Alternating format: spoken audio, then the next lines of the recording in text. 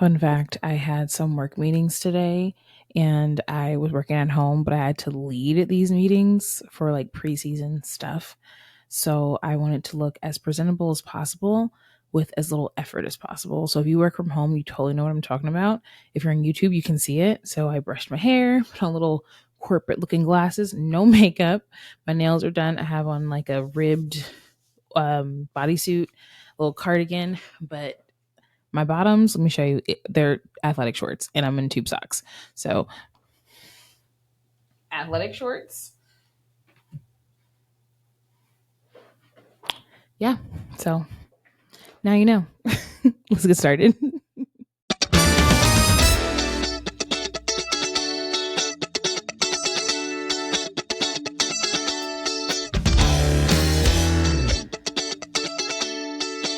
All right. Hey, y'all. Welcome back to Soul Shift. It's me, Dani, your host. And today we're talking about something that's just been on my mind lately, which is raising grateful kids in a world full of privileges. It's a challenge, right? I mean, we want our kids to be kind, appreciative, and aware of the blessings they have, but that's not always easy, at least not for me. So grab your coffee, your favorite drink, wine, whatever, no judgment, and let's talk about it. Like I said, we live in a world where privilege is the norm. Our kids have access to so much, from technology and toys to education, opportunities, and that's amazing. Like, we have so many blessings. My daughter has so many blessings, and I'm so grateful for that. There's tons of privilege everywhere. And while we are grateful for those blessings, it is essential to teach our kids not to take them for granted. It's like walking a tightrope of embracing your privilege and not being ashamed of it, but still instilling gratitude and empathy into the kids. My daughter turned 5 on Wednesday, so happy birthday to Nova. She's officially 5. I don't know how time moved so fast.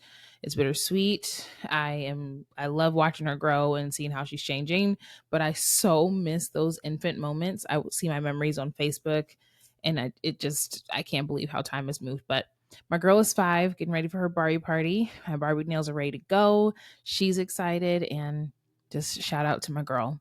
But she did. She turned 5 on Wednesday. And this is the first year that she's had genuine input on her birthday. She was able to tell me what she wanted as far as theme and activities. And for the most part, I have been able to execute everything she asked for. And that's a blessing. It's amazing. And I'm happy that I could do that. But I never want her to lose sight of the fact that it is a blessing. It is a privilege that not everyone has.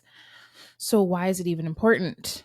Well, gratitude helps build a positive mindset and fosters empathy and kindness in the kids. And it teaches them to value and appreciate what they have, no matter how big or small it is. And trust me, it's a skill that they will carry with them for the rest of their lives. As a former elementary school teacher, take it from me, it is very clear who is being taught gratitude and who isn't. It is so important.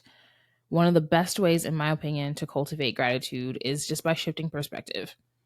Encourage your kids to see the world through a different lens, to empathize with those who may not have the same privileges.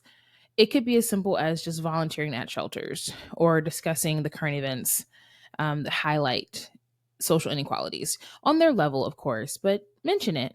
There is someone in my area who we don't know for sure, but it seems as if he is living out of his vehicle. He lives in his car.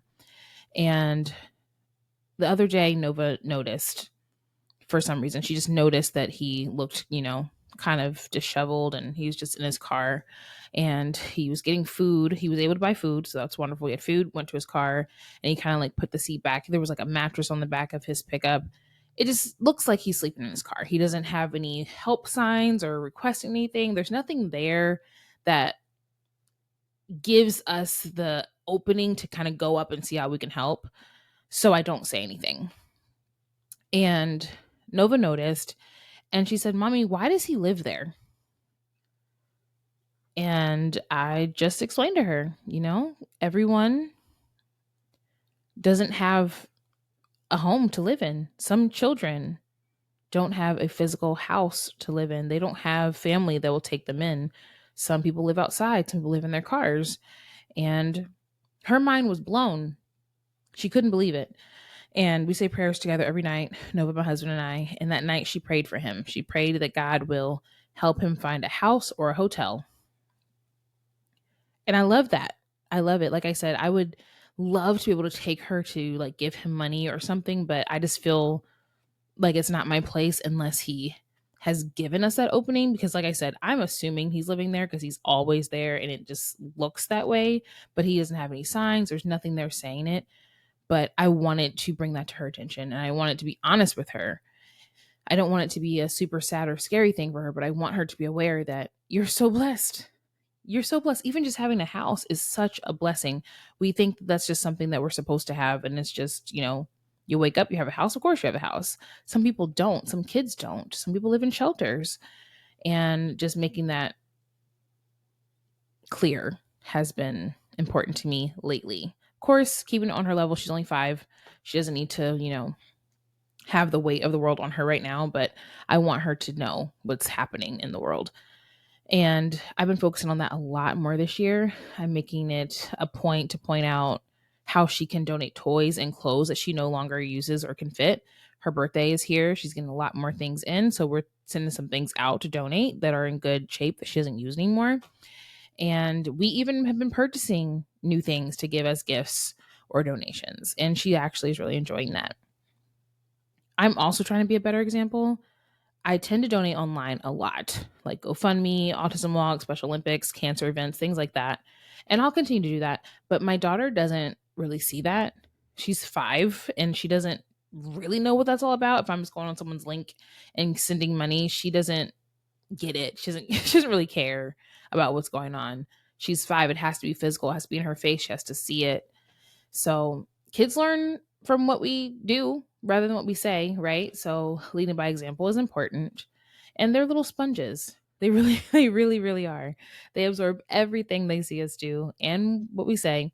So I make it a point to express my gratitude openly and frequently, far more often, whether it's just like overly thanking my barista for my coffee, or when my husband makes dinner, like making a bigger deal out of it so that she can see me being grateful.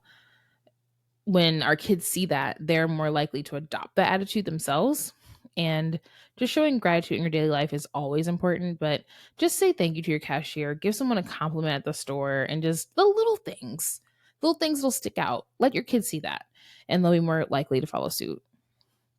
But at the end of the day, we're all human. And we have moments of frustration and entitlement and forgetfulness, and that's okay. But embrace those moments as learning opportunities and just show the kids that it's okay to make mistakes as long as we're learning and growing from them. It's not okay to say, oh, that happened and not learn or grow, but be better, do better. So here's to raising grateful kids. Like I said, this was just on my mind. There are a lot of things coming up for Nova and for myself, and I'm really blessed for the things that she's going to be able to do and that she has been able to do, but it has been on my heart and my mind to focus on gratitude. So I wanted to just put out this episode to share that with you guys too. So here's to raising these grateful children. And remember, it's all about making gratitude a natural part of their lives. Don't force it. Just make it part of their life through daily routines or giving back or your own actions. And it might take some time, but the results are well worth it. And thank you so much for tuning into Soul Shift today. If you found this episode helpful, please share it with your friends and your family. And don't forget to follow and leave a review so you never miss an episode. And until next time, stay strong, stay resilient, and keep embracing the shifts. Bye.